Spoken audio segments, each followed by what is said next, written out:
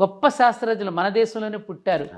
గొప్ప గొప్ప శాస్త్రవేత్తలు ఈ దేశాలలోనే పుట్టి ఆ దేశాలకు జ్ఞానాన్ని అందించారు. నాయన మీరు ఇక్కడికి వచ్చండి, మన భారతీయ విద్యను మీరు అభ్యసించండి, ఇప్పటికైనా మన పుస్తకాలు మన గ్రంథాలను దుమ్ము దులపండి, ఆ వాటిని స్పృశించండి, అవి నేర్చుకోండి. మీకు కావలసినంత ఆత్మజ్ఞానంతో పాటు ఆత్మస్థైర్యము ఆత్మవిశ్వాసము పెరిగే విద్య మన విద్యలో ఉన్నది తప్ప అక్కడ లేదు. స్వామి వివేకానందుడు ఒక మాట అన్నాడు, మదన్ గారు ఇక్కడ గుర్తు చేసుకోవాలి. భారతదేశంలో పెరిగిన 20 సంవత్సరాల యువకుడు తనను తాను తెలుసుకుంటాడు. అదే పాశ్చాత్య దేశాలలో 20 సంవత్సరాల యువకుడు ఎంత చెడిపోవాలో అంత చెడిపోతాడు.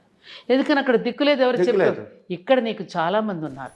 కానీ అందుకని ఇప్పుడు భారతదేశంలో 20 సంవత్సరాల యువకుడు కూడా తనను తాను తెలుసుకునే స్థితిలో ఉండగా ఈ ఆకర్షణీయమైనవన్నీ వచ్చేసాయి. గ్లోబలైజేషన్ అంటే ఏంటంటే అర్థం?